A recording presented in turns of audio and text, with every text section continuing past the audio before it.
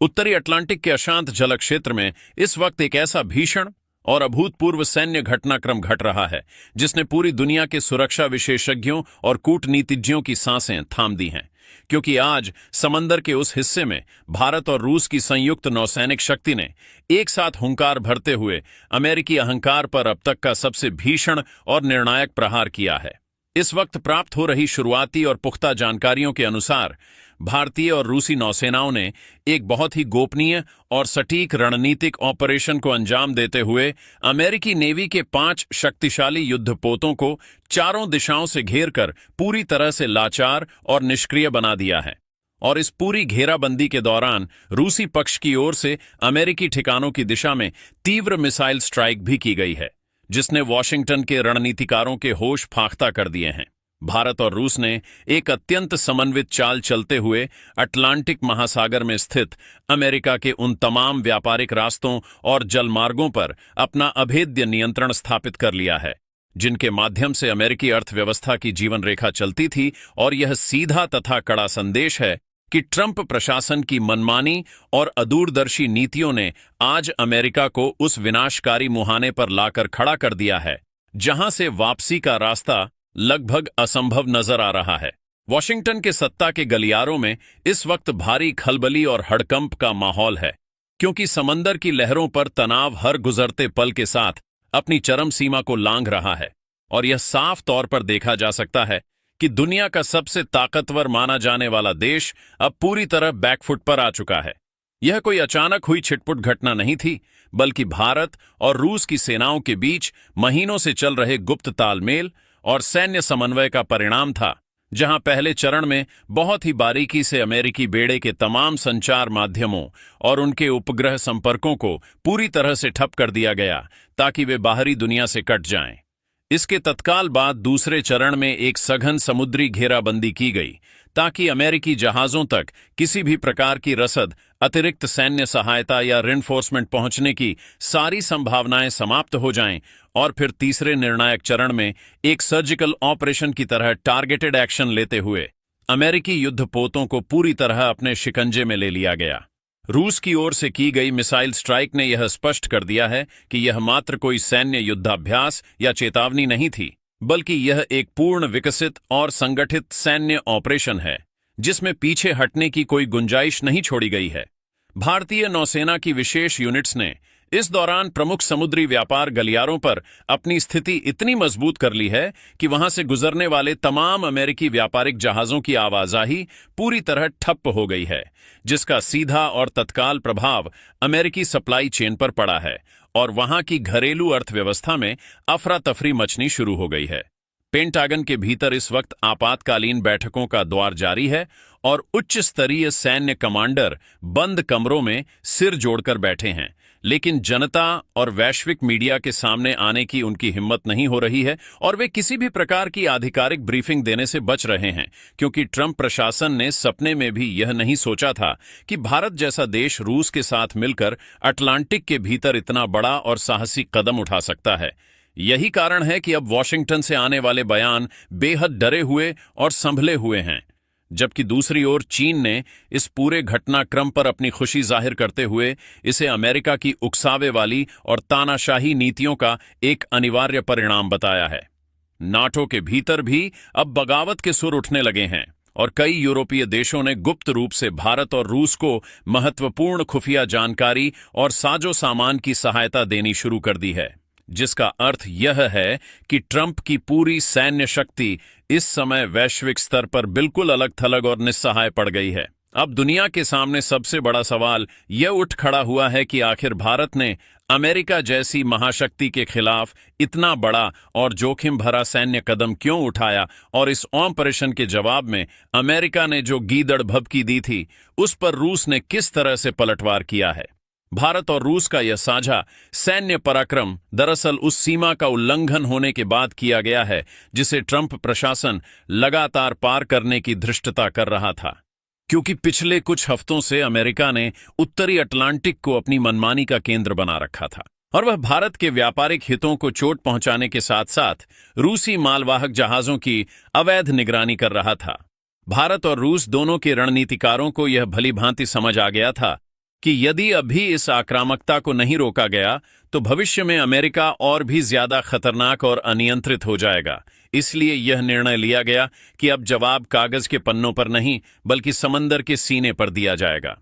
Operation को अंजाम देने का समय इतना सटीक चुना गया कि जब अमेरिकी बेड़ा अपने नियमित रोटेशन की प्रक्रिया में था, तभी भारतीय नेवी की स्ट्राइक यूनिट्स ने बिजली की तेजी से हमला बोलकर पूरे क्षेत्र का नियंत्रण अपने हाथों में ले लिया। 5 अत्याधुनिक अमेरिकी युद्धपोतों का निष्क्रिय होना केवल एक संख्यात्मक हानि नहीं है, बल्कि यह अमेरिका की पूरी कमान और नियंत्रण प्रणाली के ध्वस्त होने का प्रमाण है, जिससे अटलांटिक में उसकी अब तक की अबाध आवाजाही पर पूरी तरह पूर्ण विराम लग गया है। ट्रंप ने इस घटना के बाद अपने सैन्य सलाहकारों के साथ जो गुप्त बैठक की है, उसमें भारी तनाव देखा गया है। और हालांकि अमेरिका ने इस ऑपरेशन को एक खुली उकसावे वाली कार्रवाई करार दिया है,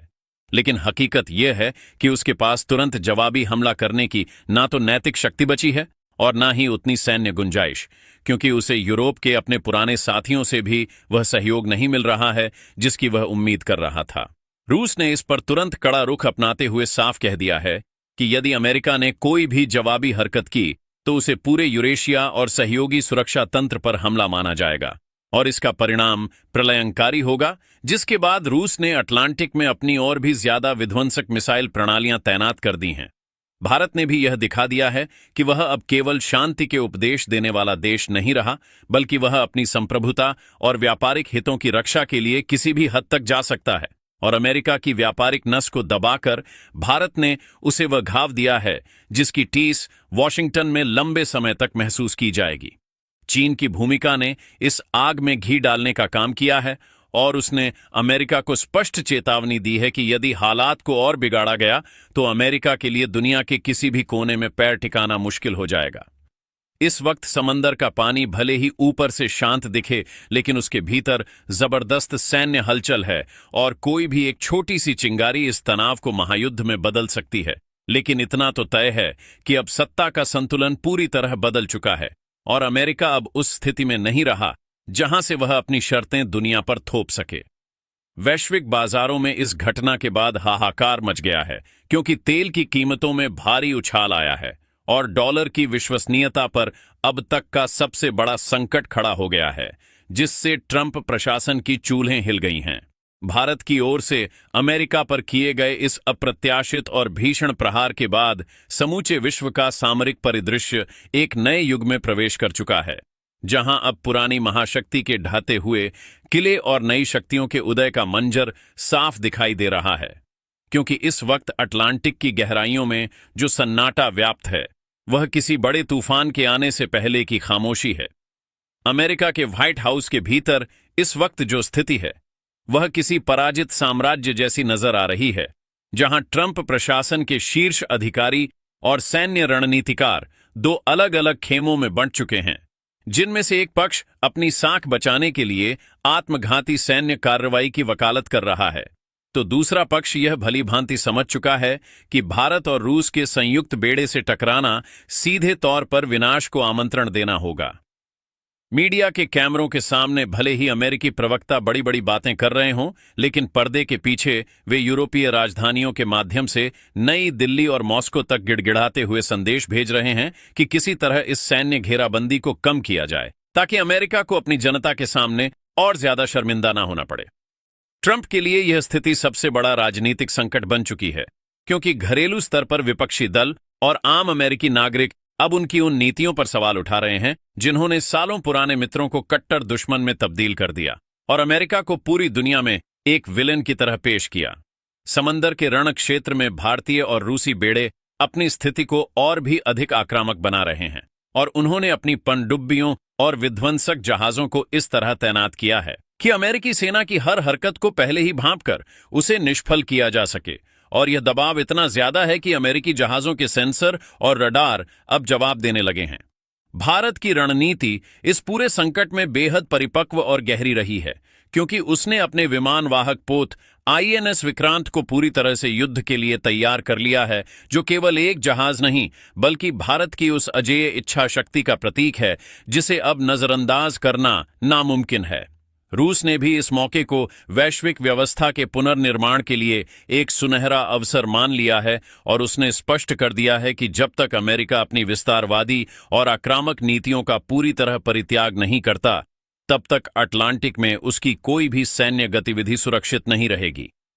नाटो के भीतर मची दरारें अब खुलकर सामने आ गई हैं, क्योंकि फ्रांस और जर्मनी जैसे देश अब खुलकर यह कह रहे हैं कि वे अमेरिका की सनक के कारण अपने नागरिकों को एक और बड़े युद्ध की आग में नहीं झोंक सकते, और उन्होंने अमेरिका को संयम बरतने की सख्त सलाह दी है। चीन इस पूरे तमाशे को अपनी दूरबीन से देख रहा है और वह हर उस कमजोर कड़ी पर प्रहार कर रहा है जहां अमेरिका सबसे ज्यादा संवेदनशील है, चाहे वह डॉलर का गिरता हुआ मूल्य हो या फिर ग्लोबल सप्लाई चेन पर उसका कम होता हुआ नियंत्रण।